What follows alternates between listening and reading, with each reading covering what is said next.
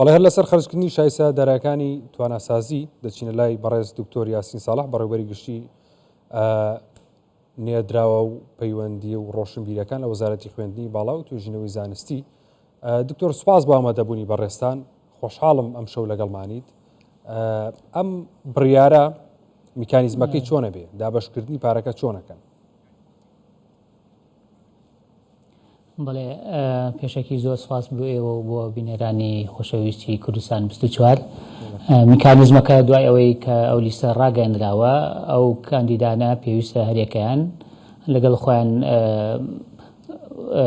نووسراوی ڕاژەی خزمەتەکانیان بێنن بۆی ئەوانە پێشتر کۆنتراکتیان کردووە لەگەڵ حکوومەتی هەرێمی کوردستانە کە 5 ساڵ خزمەت دەکەن بۆ دڵنیایی لەوەی کەوان خزمەتەکان کردووە یاخود بەردەوامن لە ڕیزەکان و لە ناو کەرتەکانی حکوومەتی هەرێمی کوردستانە پێویستە ئەو نووسراوە بێنن ئەوانەی کە دامەزراون و ئەوانەی کە دانەمەزراون ئەگەر بێت و لە کەرتی تایبەتی شەکەن بە هەمان شێوە پێویستە نووسراوێکی ئەو شوێنە یاخود ئەو کۆمپانیای بێنن کە ئیشی تیاکەن بۆ ئەوەی کارەکان پرۆسس بکرێ و شایستەدارەکانیان بۆ سەر بکرێت.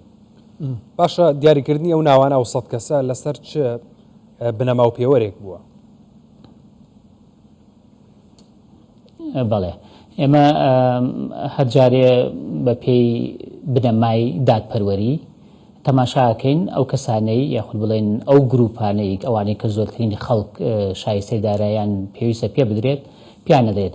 ئەم جارە ئەوانەی کە شایستە دارایەکانیان بۆ سەرفەکرێ بریتە لەو کەسانەی کە دوای پاکتاوی داراوی هیچ بڕە پارەیەکیان وەرنەگرتووە. ئێمە وەجبەیەکمان هەیە کە دوای پاکتاوی داراوی لە 150 وەرگرتووە و ئەوانەی کە ئێستا پیانەدەین هیچیان وەرنەگرتووە لەم وەجبەیەدا لە 130 شایستە دارایەکانیان بۆ خەرجەکەینەوە. هەروەها ئەوانەی کە تەنها زمانیان خوێندووە پاشان وازیان هێناوە لە توانەسازی ئەوانەش پارەکانیان بۆ سەرفەکەینەوە بە هەمان شێوە.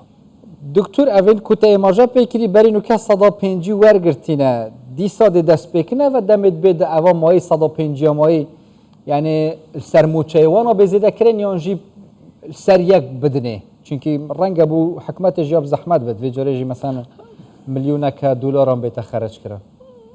بەڵێ خۆی بەرنامەی توانەسازی لە ساڵی 2011 دەستی پێکرد و بەردەوام بوو. بەشێکی زۆر خۆشبەختانە لە کاندیدانی توانەسازی چوونە دەرەوە خوێنیان تەواو کرد و تەواوی شایستە دارایەکانیشان وەرگرتووە و بەشێکیشان وەکو گوتمان لە 150 شایستە دارایەکانیان وەرگرتووە و بەشێکیشان ڕەنگە کەمتریان وەرگرت پێ و هەندێکیش هەن کە تا ئێستا شایستە دارایەکانیان وەرنەگرتووە و ئەم پرۆسەیە بەردەوامە هەتاوەکو بتوانین تەواوی ئەو شایستە دارایانەی کە پێویستە بدرێتەوە بە کاندیدان لەلایەن وەزارەتی خوێندنی باڵا و توێژینەوەی زانستیەوە بۆیان خەرجەکرێتەوە. تەبعاً ئەمە بە پلانێکە ساڵانە لیستێک تاخو دوو لیست بە پێی ئەو بڕەداهاتانەی کە لە بەردەستی وەزارەتی خوێندنی باڵایە بۆیان خەرجەکرێتەوە.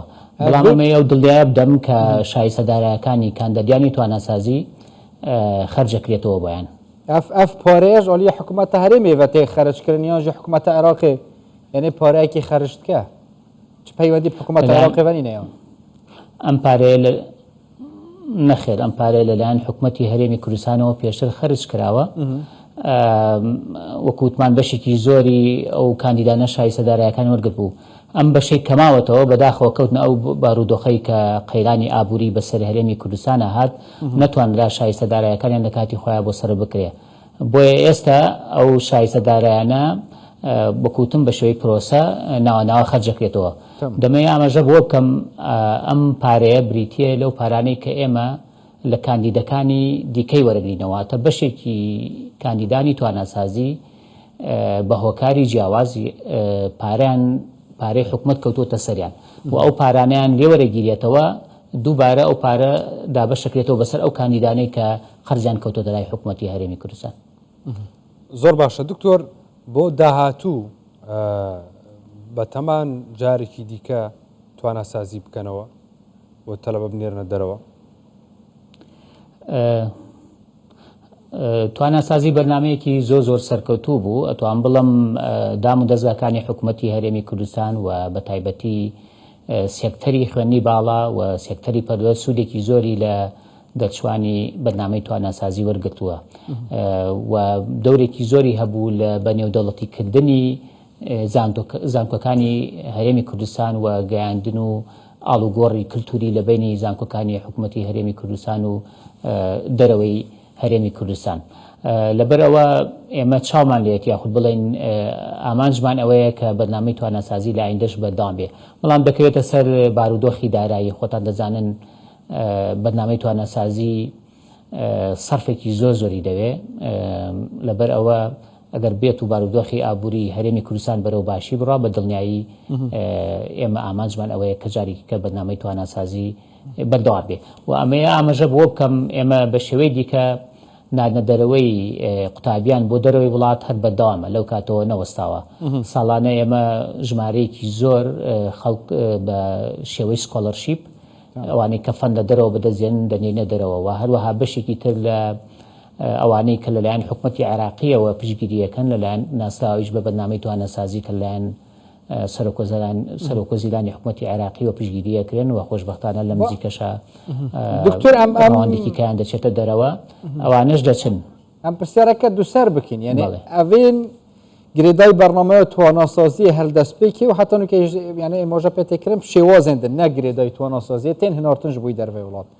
چەند بینە ئەو قوتابیان کو مفا ژوان تایبەتیژی پێی گاڤێن حکوومەتی وەرگرتین یەن بەرێ و حکوومەتی بخوژی حتا چڕادە مفا ژوان قوتابیە وەرگرتین ئەڤێن کو ڤەگەڕێنە هەرێمێ پشتی تەمامکردنە خواندنێت خۆ. کۆی گشتی نزیکی 4000 قوتابی سوودیان لە بەرنامەکانی تواناسازی و بەرنامەکانی دیکەی پشتگیری حکوومەتی هەرێمی کوردستان وەرگرتووە و دام و دەستگاکانی حکوومەتی هەرێمی کوردستان سێکتەری خوێندی باڵا سوودێکی زۆری وەرگرتووە لە تواناکانی ئەو قوتابیانەی کە لە دەرەوە خوێندویانە و گەڕانەوە بە دڵنیایی توانیانە کوالیفیکیشنێکی زیاتر و مەهارە و سکیلێکی گەورەتر لە دەرەوە بێنەوە و ئاشنایکەن بە قوتابیەکانی ئێمە لە ناوخوا و هەروەها لە سێکتەری تری حکوومەتیشە لەو دام و دەستگانەی کە کاندیدەکانی توانەسازی ئیش و کارەکەن ئەتوان بەڵام دەورێکی زۆر جدیان بینیوە و توانیانە جێدەستی خۆیان بکەنەوە و لە زۆربەی ناوەندەکانە پلە و پۆست و شوێنی شایستیان پێدراوە. باشە دکتۆر یەک پرسیار هەیە زۆر گرنگە بۆ خوێندکارانی کە لە دەرەوە خوێندن حکوومەتی عێراقڵێ دەبێت 4 مانگ بخوێنن ئەو کاتە تەزدیقی بڕوانامەکەیانەکرێت و حکوومەتی هەرێمی کوردستان ئەڵێت ئەبێ 1 ساڵ بخوێنن ئەمە تا چەند گرفت دروستەکە هیچ چارەسەرێک هەیە بۆ ئەمە ئەگەر بە کورتی وەڵام بیتەوە زۆر سوپاس دەکەم. بەڵێ خۆی ئامانجی نادنە دەرەوەی قوتابی بۆ دەرەوەی وڵات بۆ ئەوەیە کە بچن ئاشنایەتی بە توانایی زیاتری دەرەوە و بە کللتوری دەرەوە و بە هەموو ئەو پێداویستیانەی کەوا ئەکا لە دەرەوە شارەزایی ئاشنایەکی زیاتر بدا بە خەڵک بەدەستبێن واتە ئامانجی ئێمەوەیە کە قوتابی دەچێتە دەرەوە تەنها هێنانەوەی بڕوانامەیەک نەبێ بەڵکو هێنانەوەی تەواوی توانا و مەهارە و کوالیفیکیشن بێ بۆی بێتەوە خزمەتکە بۆیە ئێمە پێمان خۆشە زۆرگرین کات لە وڵاتی کە دەخوێن بمێننەوە. ئێمە وەکو حکوومەتی هەرێمی کوردستان وەکو وەزارەتی خوێنی باڵا بۆ قوتابیانی ماستەر پێمان گوتون پێویستە 12 مانگ بمێنەوە و بۆ قوتابیانی دکتۆرە پێویستە 24 مانگ لە وڵاتەدا بمێنەوە وەکوتم بۆ ئامانجەی کە زۆرترین سوود لە زمان و کللتور و تواناکانی ئەو وڵاتانە وەرگرن. ئەوەی کە باسەکرێ کە گوایە لەلایەن حکوومەتی عێراق و 4 مانگە ئەمن ئەوە بە دروست نازانم ڕەنگە لە بارودۆخی کۆنا یاخود لەو سەردەمەی کە بارودۆخی عێراق وەکو پێویست سەقامگیر نەبوو ئەوە بارودۆخێکی نائاسایی بوو ئەینا لە حاڵەتی ئاسایە بەدڵنیایەوە لە عێراقیش هەر بە هەمان شێوە ماوەیەکی زۆر پێویستە لەسەر ئەو قوتابیان لە دەرەوە بمێنەوە. گەلێک سوپاس دکتۆر یاسین ساڵح ڕێڤەبەری گشتی هەناردی و پەیوەندیان ڕۆشنبیری وەزارەتە خواندنە بلند بۆ توێژینەوەیان زانستی گەلێک سوپاس کوین گەلمەدەوە. زۆر سوپاس.